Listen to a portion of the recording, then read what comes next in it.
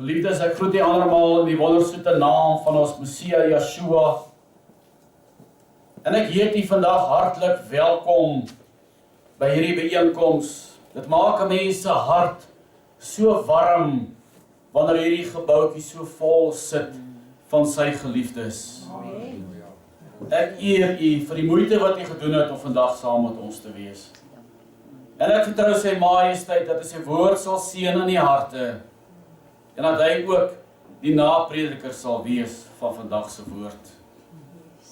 Dit is vandag die 4de Augustus. Ons is weer eens by Witbank gemeente.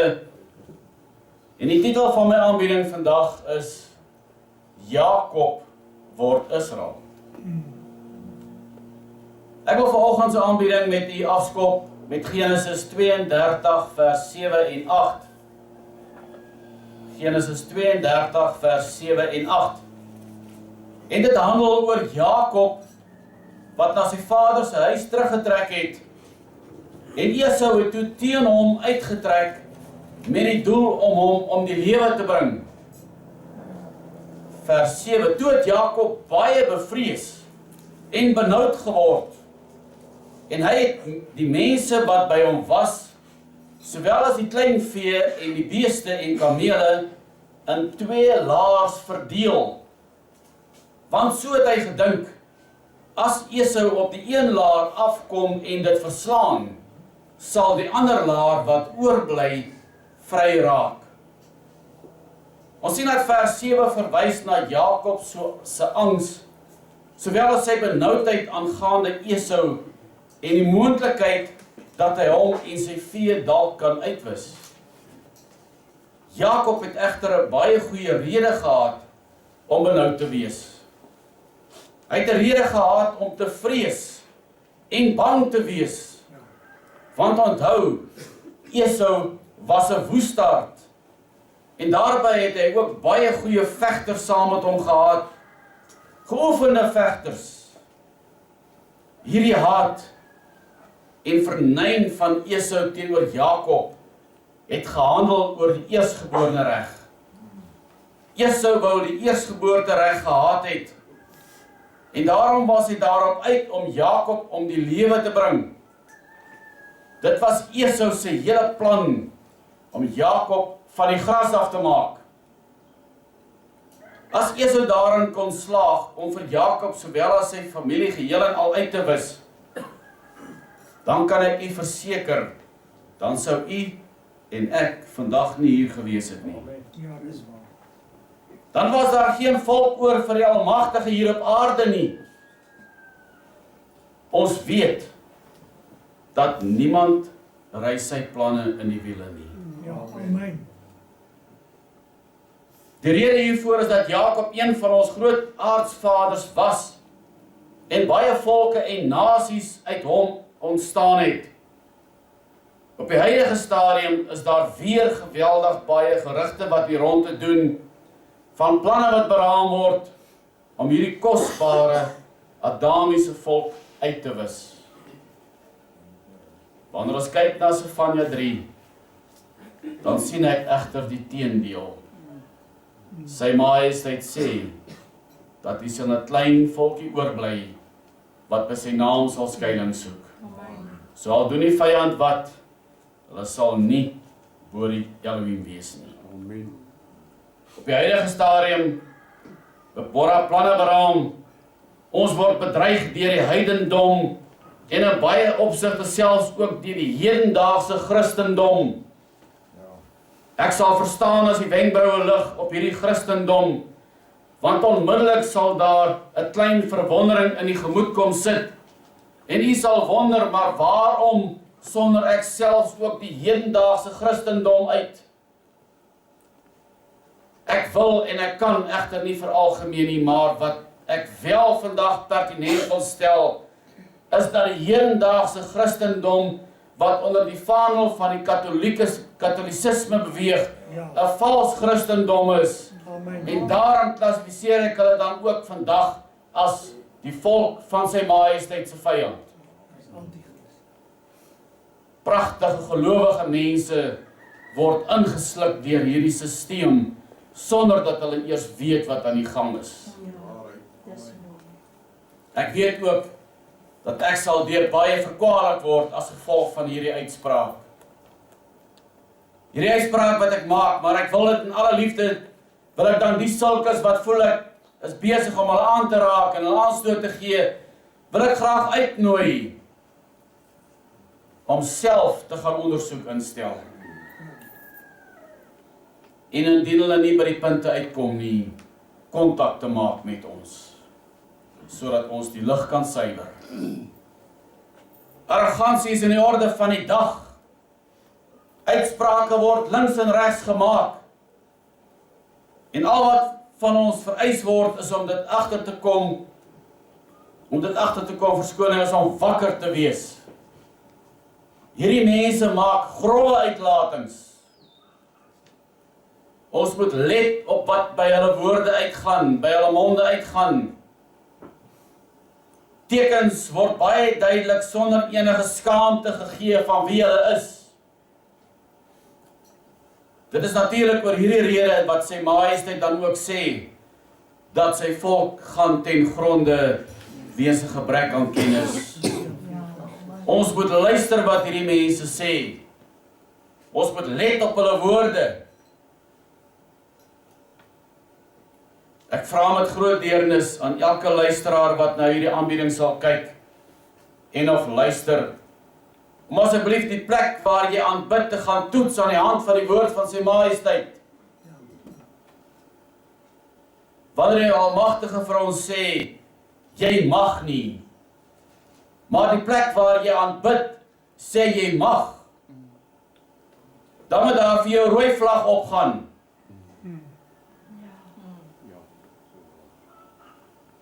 Die sulkes wat dan nie is aan sy vergadering mag kom nie, predik vandag sy woord oor die koppe van sy volk. Die sulkes wat sy majesteit sê, jy mag nie met 'n man 'n gemeenskap hê, soos 'n man met 'n vrou nie. Hulle word nou ingesweer en bedien nou die woord van sy majesteit vir die volk. Dan vra ek, is jy by die beregte bediening? Is die plek waar jy aanbid, die plek waar die suiwer woord uitgedra word, word daar nie dalk woorde bygevoeg nie, of word daar nie dalk woorde weggelaat nie?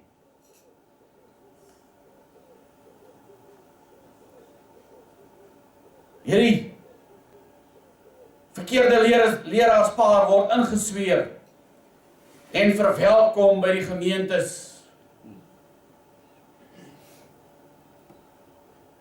Wat ek vandag wil sê, is geliefdes, word wakker en gaan bestudeer die woord van sy majesteit. Wie glo u? Glo die Almagtige wat sy bloed vir u en vir my aan die vloekpaal op die berg Golgotha gestort het?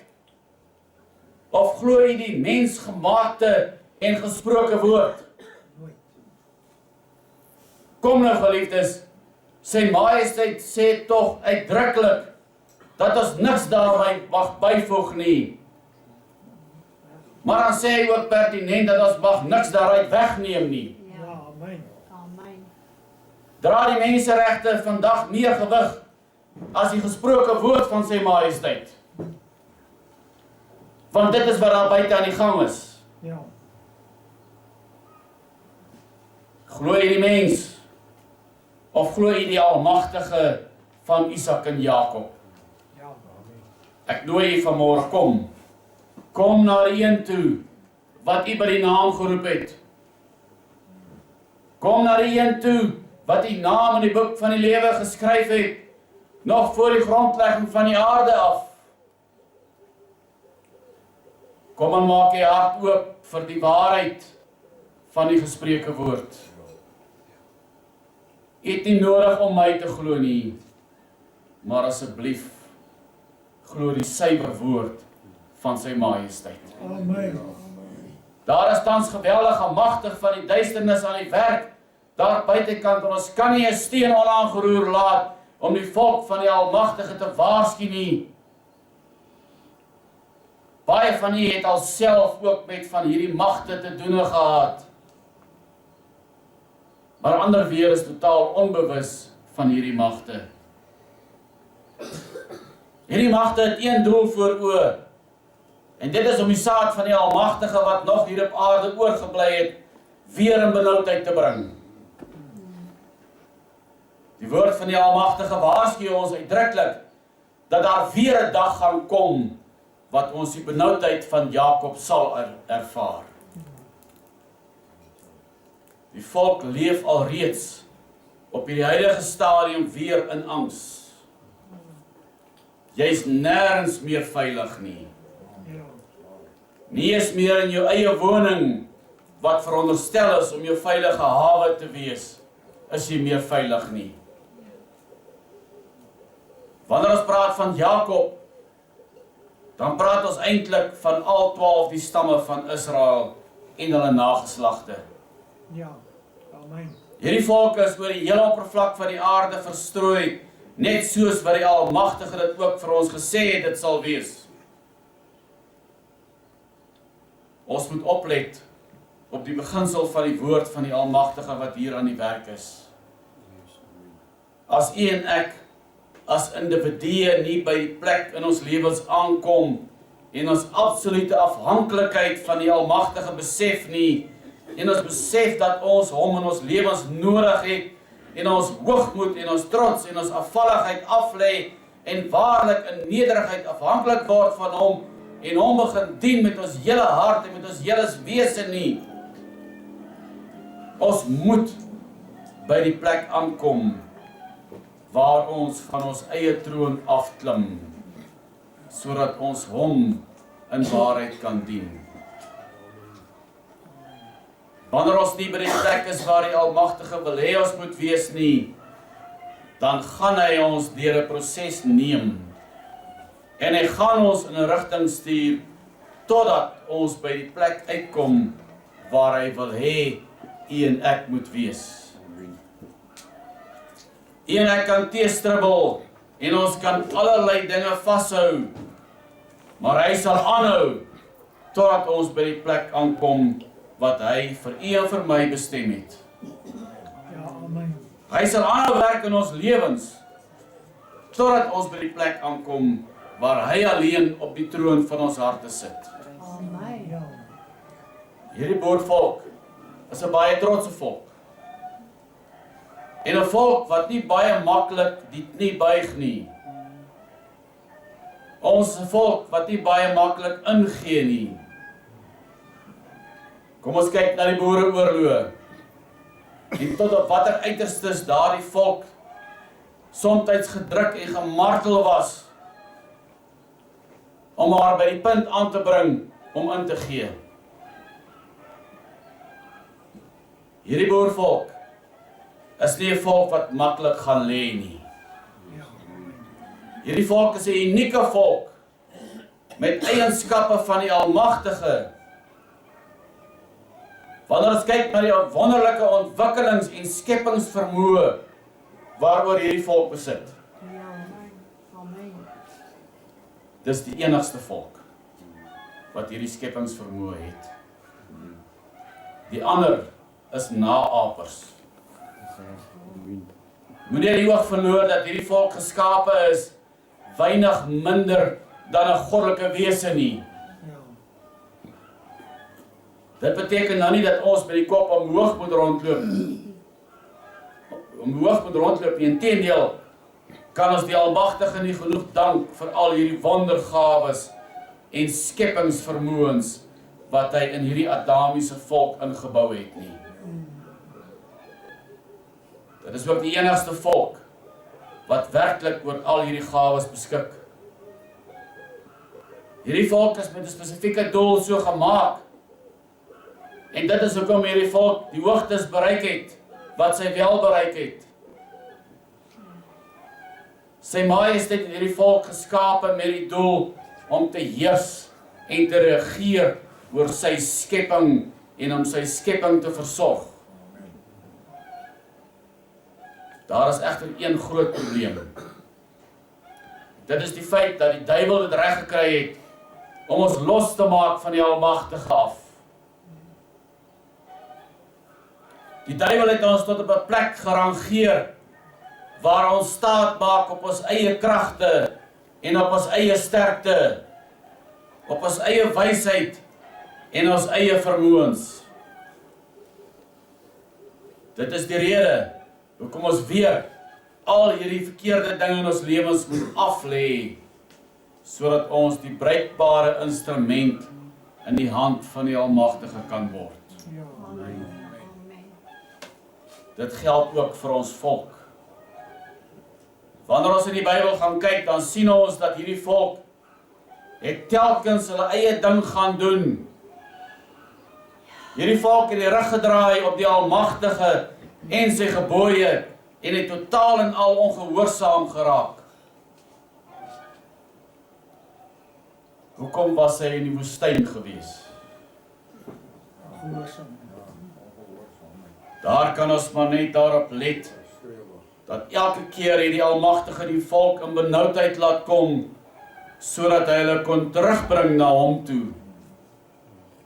Ons sien dat die heidene het ook begin om oor hulle te regeer en oor hulle te heers. En wanneer hulle baie swaar gehad het, dan eers het hulle dit nie voor die Almagtige gebuig en hulle het hulle tot die Almagtige bekeer.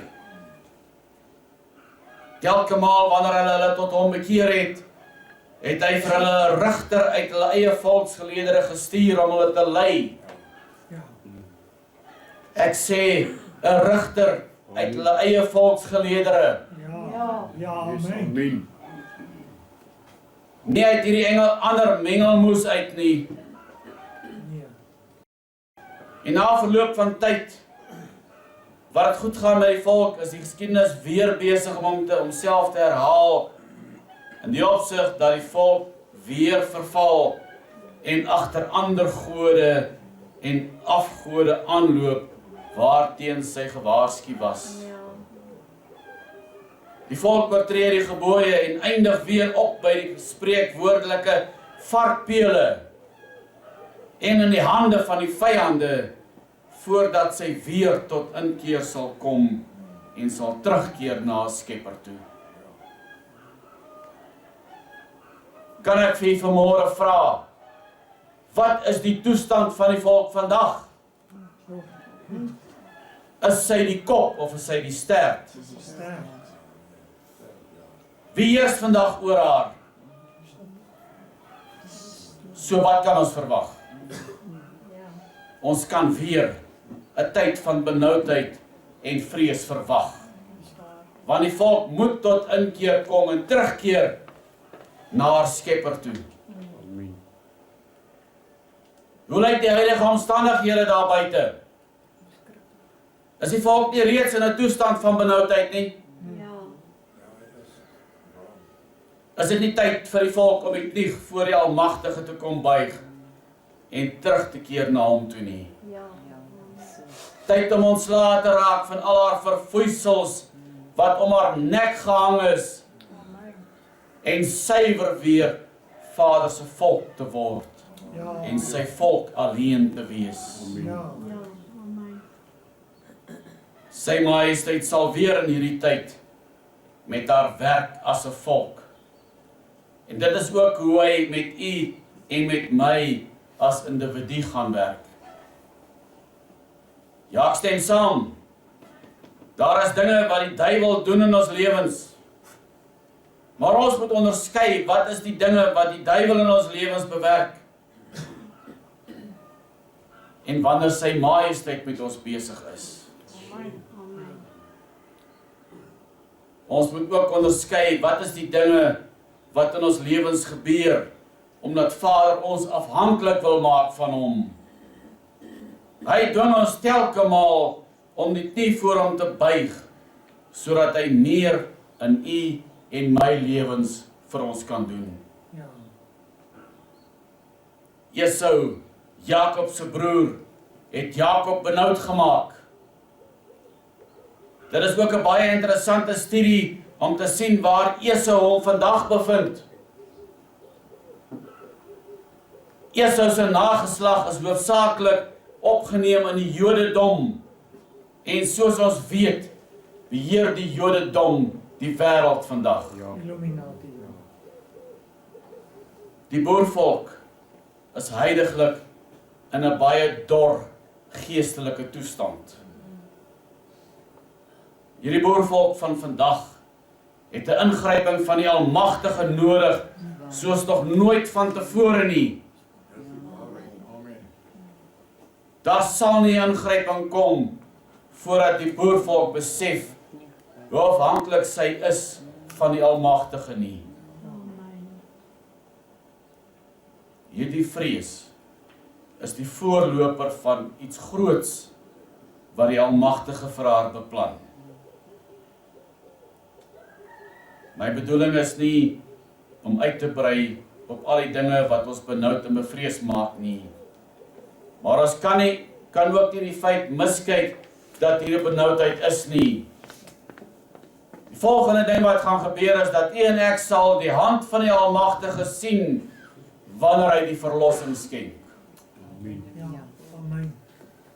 Hy sê, ons sal dit met ons oë aanskou. Prys hom. Maar die verlossing sal soos reeds vermeld, kom wanneer hierdie volk haar tot hom bekeer.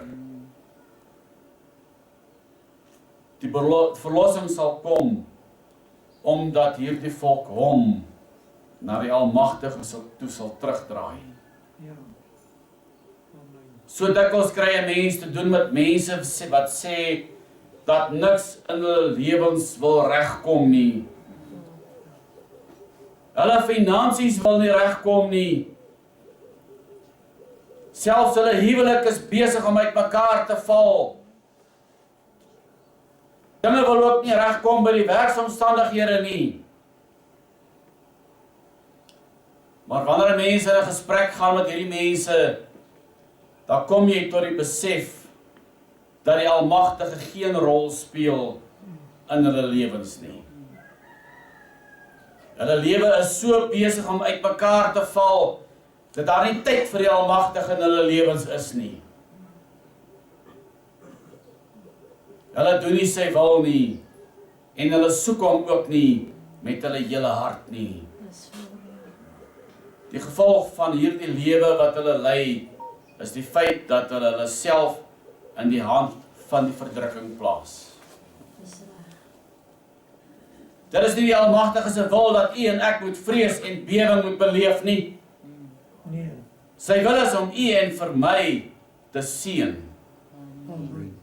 Sy Majesteit se wil is om sy volk voorspoedig te maak. Sy Majesteit se wil is om sy volk die instrument te maak deur wie hy homself kan openbaar. Maar dit gebeur nie op u en my voorwaardes nie. Dit gaan oor sy eer, sy heerlikheid, sy lof. Dit gaan oor hom wat dit toekom. Hy het geen saak by die ander volke nie. Hy het 'n saak met u en met my. Hierdie volk is onder die verbond met die Almagtige. Eintlik is hierdie volk onder 'n dubbele verbond. Kom ons kyk nou so 'n bietjie na Jakob en ons kyk na die term Jakob. Ek verwys na Jakob, die onveranderde. Dit was eers toe hy verander het, wat hy Israel geword het. Ja. Jakob is die een wat met die vlees opgetree het. Jakob is die een wat benoud geword het en gevrees het. Jakob is die een wat moes vlug.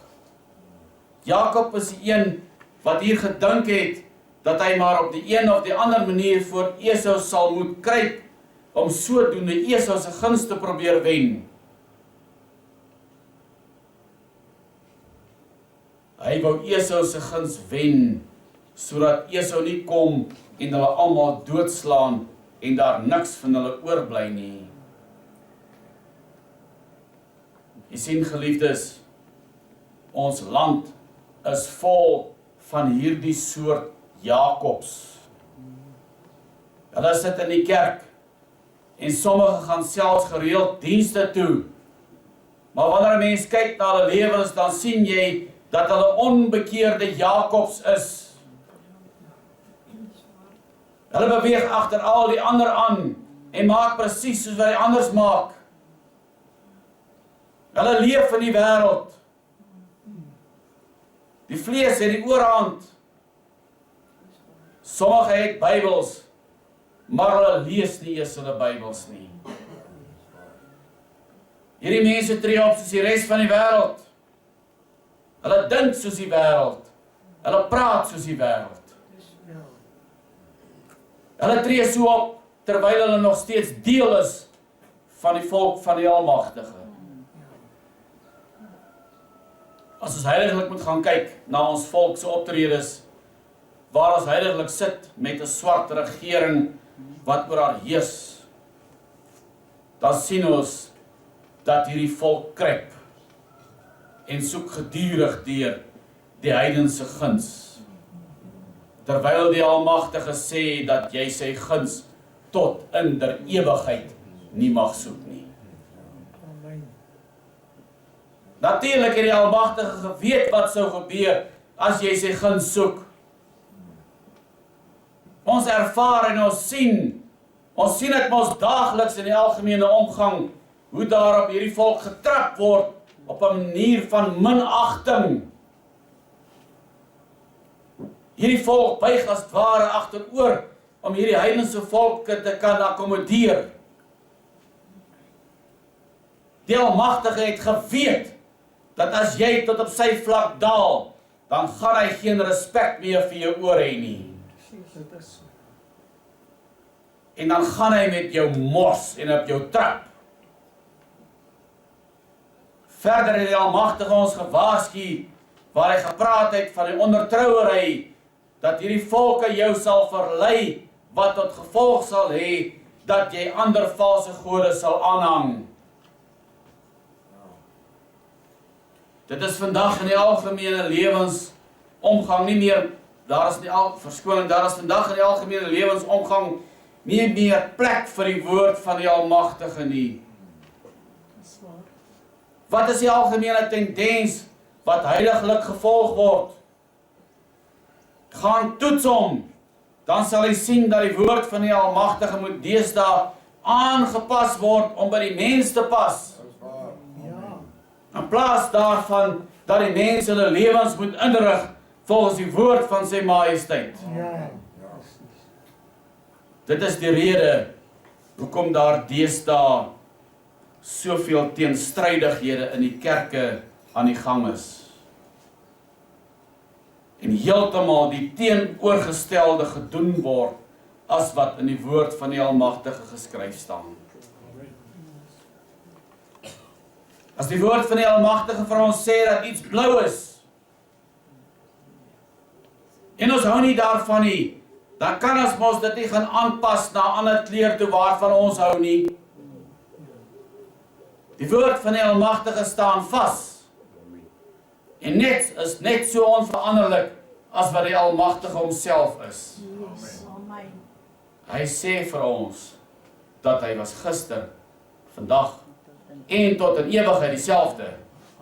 Hy is onveranderlik. Amen. Om watter rede dink u gee die Almagtige ons die opdrag in Openbaring 18 vers 4 om dan uit die kerke uit te kom?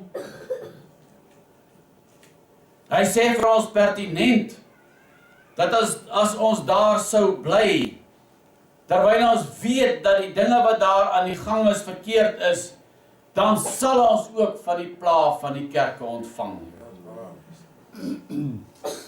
Geliefdes, die Almagtige wonder nie oor die toekoms nie. Hy ken die toekoms.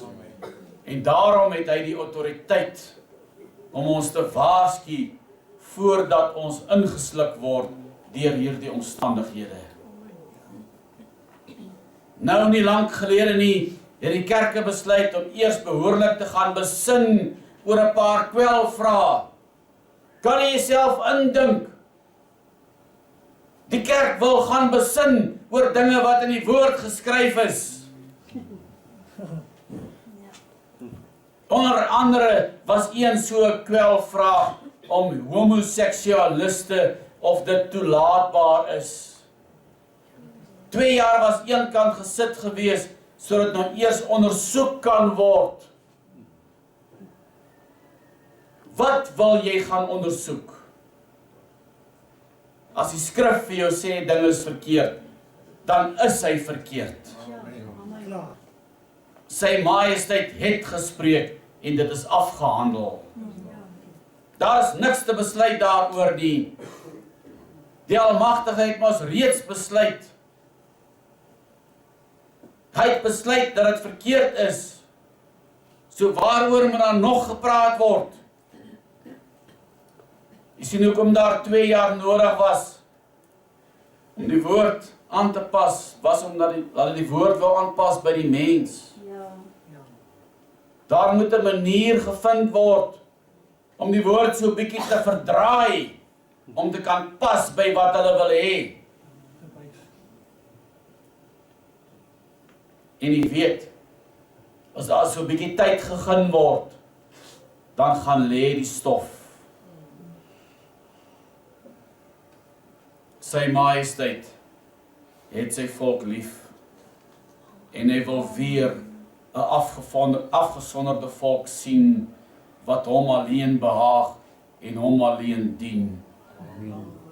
Hy soek een volk, nie 'n opgebreekte volk nie.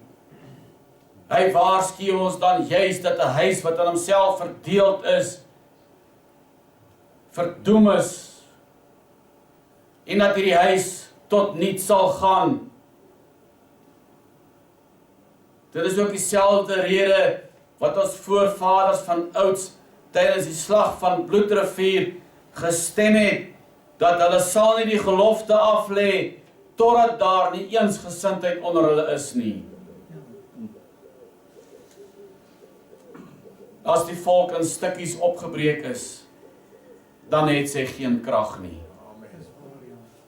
Natuurlik is dit vandag nog steeds aan die gang, en besef hierdie partye nie dat hulle besig is om die volk op te breek, dat hulle besig is om 100% in die hand van die teestander te speel nie. Inteendeel moedig hy hierdie partye aan om nog voort te gaan daarmee. Oor die geringste verskil word daar 'n nuwe party of 'n nuwe organisasie gestig. Wanneer die volk soos een man sou reageer, dan het sy eers bedingingsmag. Maar wanneer sy 'n 10, 'n 30 of 'n 80 man is, dan het sy geen bedingingsmag nie. Dan lag die vyand vir haar. Die woord sê Jakob moet hom bekeer. Die woord sê jy moet wegdraai van jou sonde. Die woord sê jy moet jou goddeloosheid laat staan. Baie mense verkondig dat hulle by die waarheid aangekom het, terwyl daar geen verskil is tussen hulle en die wêreldsmens nie. Ja, dis Die Almagtige het sy volk gaan uithaal tussen al die ander volke uit. En hy het haar vertel dat sy 'n heilige, 'n afgesonderde volk moet wees. Sy moet so 'n lewe lei dat die wêreld kan sien dat sy anders is. Hierdie volk is 'n unieke volk. Sy is nie soos die ander volke nie. Sy leef nie soos die ander volke nie. Sy tree nie op soos die ander volke nie. Sy loop nie in klippe en bakstene gooi as sy nie haar sin kry nie. Ons aanbid nie hulle gode nie. Dan kan ek maar vandag vir u sê, die Adamiese volk is sy verhewe volk bo al die ander volke. Amen. Amen. Dit is selfs wetenskaplik bewys dat hierdie volk 'n hoër IQ het as enige ander volk. Dis waar. Hierdie unieke skepende volk is vandag die arbeider. Ongelukkig. Swart bemagtiging word in jou keel afgedruk en jy het geen keuse nie. Dit is nie net die sigbare wat oor ons heers nie, maar ook die onsigbare demoniese magte. Ja. En weer eens was die volk gewaarsku gewees. Hierdie volk kan nie sê dat sy nie gewaarsku was nie. Geliefdes, as ons nie suiwer word en toelaat om gesuiwer te word nie, kan ons nie 'n bruikbare instrument in die hand van sy majesteit word nie. Dan kan ons nie die res van die volk wat vasgevang is in al hierdie kerke en groepe bereik nie. Dit is eers wanneer jy 'n geslypte diamant word, wanneer jy 'n geslypte instrument word, wanneer jy waarlik 'n bruikbare instrument is. Amen. Sonder suiwering en vorming in die hand van die pottebakker beteken ons niks nie. Maar kom hoor, wat het Jakob gesê? En Jakob het gesê, o Elohim van my vader Isak, Elohim wat my beveel het en gesê het, gaan terug na jou land en na jou familie, en ek sal aan jou goed doen. Die verandering begin wanneer jy 'n omkeer maak. Wanneer jy sê, ek gaan nie meer aangaan om te leef soos wat ek nou leef nie. Ek gaan 'n verandering in my lewe maak. Ek gaan 'n verskil in my lewe maak in die naam van die Elohim. Ek is klaar met al hierdie verkeerde dinge in my lewe. Ek gaan nie meer voortgaan om so te leef nie. En ek gaan terug na my land en na my familie toe. Yes, halleluja. Dit beteken ook dat jy gaan terug na daar waar jy vandaan kom.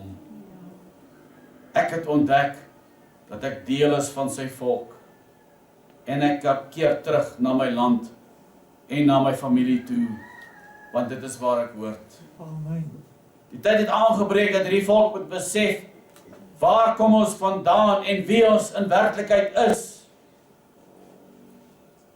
Sy is Israel en die Almagtige het gesê dat daar sal 'n dag kom wanneer jy weer by die erenaam Israel genoem sal word. Kom hoor Jesaja 44 vers 5. Die een sal sê, ek behoort aan die Almagtige, en die ander sal die naam van Jakob uitroep, en die ander sal met sy hand skrywe, ek behoort aan die Almagtige, en hom met die erenaam Israel noem. Boervolk, keer terug na dit wie jy veronderstel is om te wees. Keer terug na jou identiteit toe. Keer terug na jou wortels toe. Dit is die Exodus wat sal maak dat jy die mag van die heidens sal kom. Dit is juis waarom die waarheid so gehaat word. Hierdie waarheid word meer gehaat as vuurwapens. Want die vyand weet wat die waarheid aan die volk gaan doen wanneer hulle identiteit ontdek en ontdek dat die hele Bybel op haar alleen van toepassing is. Yes. Terwyl hulle deel is van hierdie volk, weet baie nie eers dat hulle deel uitmaak van hierdie volk nie. Die ware verandering kom wanneer die ontdekking van hulle identiteit gemaak sal word.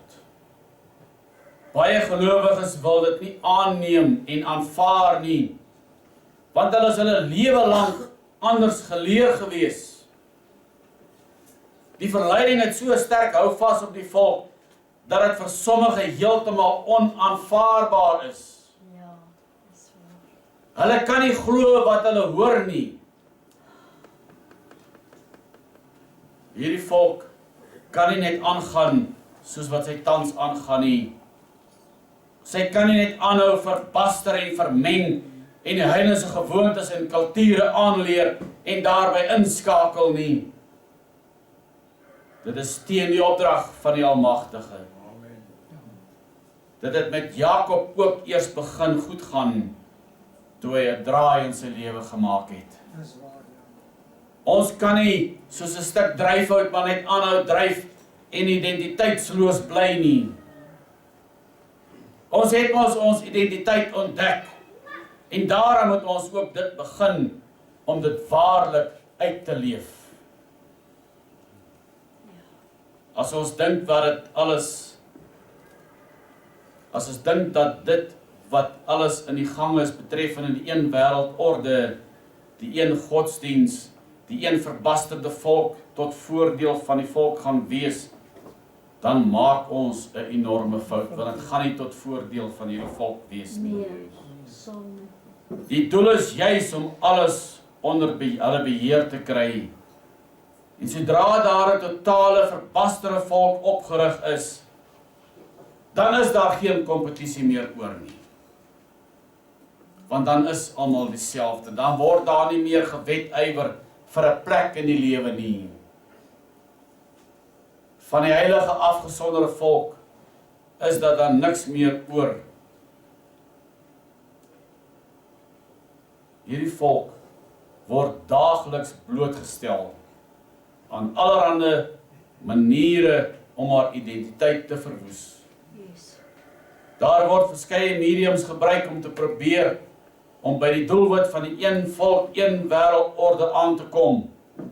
Mediums wat ingespan word is radiostasies, die TV en selfs ook skole wat onderhewig gemaak is aan sekere programme waaraan hulle moet voldoen. Ja. Skole mag nie onderrig gee buite hierdie vooraf bepaalde vakgebiede en grense nie. Kinders mag nie meer leer aangaande hulle eie volksgeskiedenis nie. Ja. Om bloed te vermeng is om afstand te doen van jou edelheid. Dis waar. Afstand te doen van jou uniekheid, soos geskape deur die Almagtige. Ons is reeds in 'n groot mate ook besig om afstand te doen van ons land, wat ons erfdeel is, wat aan ons gegee is uit die hand van die Almagtige self. Ja. Om 'n halwe tree grondgebied af te gee, is om te verloor. Ja. Jy kry nooit weer daardie halwe tree wat jy afgegee het terug nie. Jakob moet verander, anders kan hy nie die seën ontvang nie. Jakob moet verander sodat hy Israel kan word. Israel wat beteken heersende met die Elohim. Amen. Hoe kan jy heers met die Elohim as jy nie verander het nie? Die volk moet uitkom onder die ander volke, want sy is bedoel om 'n afgesonderde, 'n aparte volk te wees. Dis reg. Indien sy nie afgesonderd is vir die Almagtige nie, sal sy dit nie maak nie. Ons lees dat toe Jakob in groot benoudheid was, het hy die mense wat saam met hom was, oor die rivier gestuur. En dan lees ons in Genesis 32 vers 24, maar Jakob het alleen agtergebly. En 'n man het met hom geworstel tot dagbreek. Nou geliefdes, ons moet 'n bietjie gaan kyk met wie Jakob hier geworstel het. Kyk 'n bietjie mooi. Ons sien hier dat man word met 'n hoofletter gespel. Dit is die Hebreëse woord ish, wat ook gebruik word vir Elohim. Ek wil graag die aandag vestig op Hosea 12 vers 3. Hosea 12 vers 3, want daar is die antwoord vir ons. Sy majesteit het ook 'n twis met Juda, en hy sal oor Jakob besoeking doen volgens sy weë, hom vergelde na sy dade. Sy majesteit sal oor die vleeslike Jakob, die ongehoorsame Jakob, die Jakob wat hom nie wil bekeer nie, die Jakob wat vashou aan sy ou weë, aan hom sal hy besoeking doen. Vers 4, in die moederskoot het hy sy broer by die hakskeen gehou, en in sy manlike krag het hy met Elohim geworstel. Ja, hy het met die engel geworstel en die oorhand gekry. Hy het geween en hom gesmeek. By Bethel het hy hom gevind. En daar het hy met ons gespreek. Ek wil graag so klein bietjie stil staan hierby. Hy sê dat hy het met Elohim geworstel, maar hy het ook met die engel geworstel. Maar die engel van die verbond is Elohim. En Jakob het met hom geworstel en het die oorhand gekry. Daar is vir ons twee betekenisse opgesluit in hierdie gedeelte. Die eerste betekenis is erkenning in gebed. Jy erken in jou gebed, ek is so benoud. Ek is so vol vrees. Ek is so vol spanning. En ek kan nêrens heen gaan nie. Ek het U nodig, o Majesteit. En in jou gebed word jy so ernstig dat jy die Almagtige nie laat los totdat jy antwoord gekry het nie. Jy laat die Almagtige nie los totdat jy 'n deurbraak gekry het nie. Ons mense bid baie keer sulke vlak, bo-langse gebedjies. Daardie passie in die gebed waarvan Joel praat ontbreek. Daardie passie wanneer jy alles toesluit en by die altaar kom ween. Het jy al daardie soort gebed gebid? Byvoorbeeld vir die kinders, vir die familie wanneer jy in benoudheid is. Sulke gebede bid jy alleenlik wanneer jy benoud is. Jy bid dit nie wanneer dit lekker en goed met jou gaan nie. Hierdie gebede word gebid wanneer daar nie geld is nie. Wanneer dit nie goed gaan met jou kinders nie. Dit is wanneer jy die Almagtige met alles binne in jou begin soek. Dit is dan wanneer jy jou rug draai op die manier wat jy tot dusver geleef het. Dit is die tyd wanneer jy besef dat jy die Almagtige nodig het en jy bid sonder ophou en jy weier om geweier te word. Jy jou aanbid en worstel totdat jy antwoord ontvang en die deurbraak kom. Amen. Ek sluit af met die gedeelte nadat Jakob sy gesin en die vee deur die rivier laat trek het en hy alleen oorgebly het. Genesis 32 vers 24 tot 29. Maar Jakob het alleen agtergebly en 'n man het met hom geworstel tot dagbreek. En toe hy sien dat hy hom nie kon oorwin nie, slaan hy hom op sy heupbeen, sodat die heupbeen van Jakob uit lid geraak het in die worsteling met hom. Toe sê hy, laat my gaan. Let op die my, hoofletter. Laat my gaan, want die dag het gebreek. Maar hy antwoord, ek sal u nie laat gaan nie, tensy dat u my seën. En hy vra hom, hoe is jou naam? En hy antwoord, Jakob. Toe sê hy, jy sal nie meer Jakob genoem word nie, maar Israel, want jy het geworstel met Elohim en met die mense en het oorwin. Daarop vra Jakob en sê, maak tog u naam bekend. En hy antwoord, waarom vra jy tog na my naam? En hy het hom daar geseën. Jy sien geliefdes, Jakob het Israel geword. En soos reeds vroeër in die genoem, beteken Jakob heersend of dan regerende met die Elohim. As u en ek nie ons Jakobskap aflê in Israel word nie, heersende met die Elohim,